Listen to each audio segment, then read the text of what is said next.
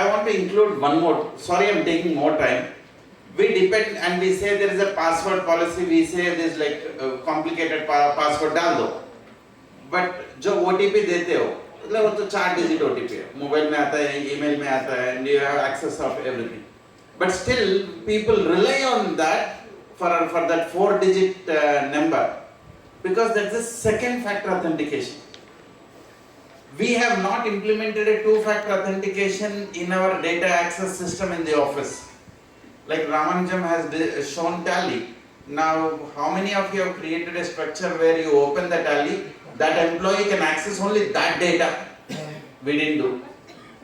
Assuming you have done it, so you have installed a server and you have given the folder access only to the restricted employees. That's a good thing to start. Then have we deployed a VPN? Do we do that? That's the next good thing to start. And today in our office we follow paperless. That means serverless, paperless. So I don't want to keep the data neither in the office nor in the server. I want it to be in the cloud. Good thing, Google Drive, OneDrive is doing a good part.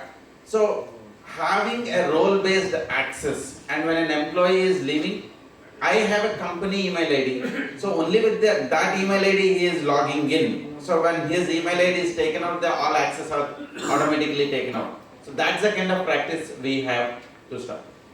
Vivek, you want to add something? Just to add, we are talking about access control of our office. How many of you, when they get a UDIN requirement, the article generates the UDIN and the OTP is given by the partner in charge? या फिर mobile भी उसी के पास होगा जो UDIN generate कर रहा है. So that is the situation of the mid-sized firm for access control when we talk. Or the DSC of the concerned partner is with an article, he is signing all the documents left, right, center. So when we talk about access control, as rightly said, sir, first and foremost, people think इतना खर्चा कौन करेगा? Please make sure all your articles and stuff has a user or has an email address of the firm, a basic domain, a basic firm email ID. There is where the thought starts. And then when we talk about cyber security access control, as rightly said again, exit policy. When a person is leaving, all its access are actually stopped. But the next problem comes. Who will review the mails that he or she has, and who will delete those mails, or who will take the handover of those mails? That's a different, again, data story.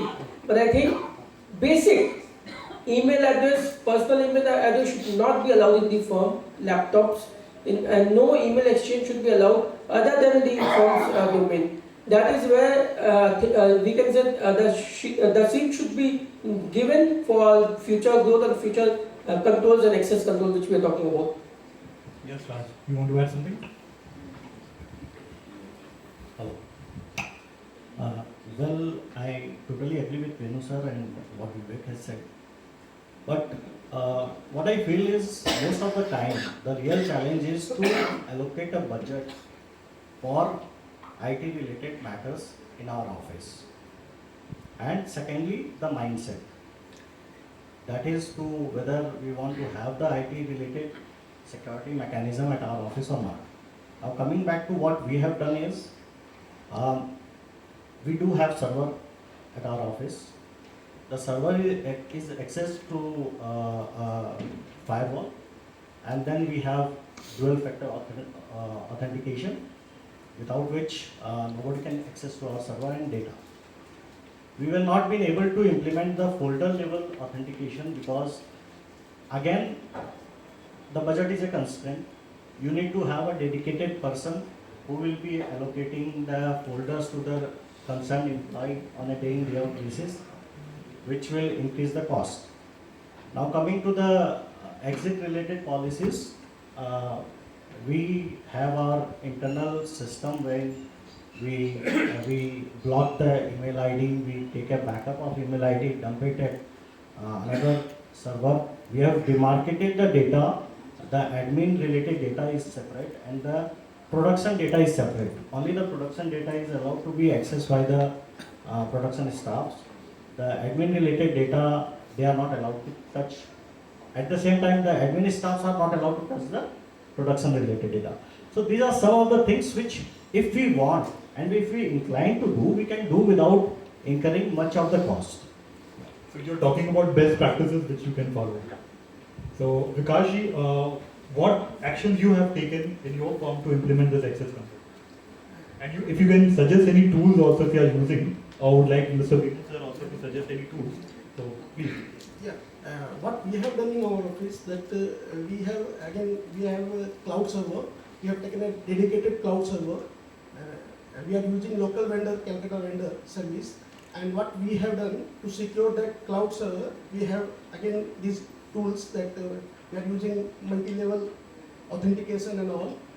But again to safeguard the data, because we have done the NDA agreement with the cloud provider, as well as we have done the due diligence before we selected the cloud onboarding. Before onboarding, we have done the due diligence of the cloud vendor also, and we are also using Acronis software for the backup of the cloud. That is a renowned software that keeps backup in different countries, and that's how we manage our data. And about access control, again we have separated our data in two parts. Again, admin and the sensitive data we have not given access to. Only we have given access to the specific user. He can use that data, and other data still we have a long journey to go.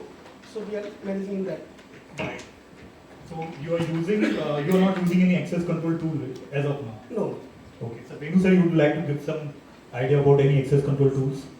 Okay, sir was saying that the folder level access was not given. I would always suggest that always start with low. It's something easy to do. Windows do not have inbuilt feature of two-factor authentication at an exe level or the folder level. In our office, for critical systems, we have deployed in third-party software. But giving an access at a folder level is very much possible. And as Vivek said, every employee would log in with using his username password. The moment they are logging in with their username password, they are able to access only that set of data that you are giving. The challenge, I would agree, that who will define? That's an admin cost, so your receptionist can do it.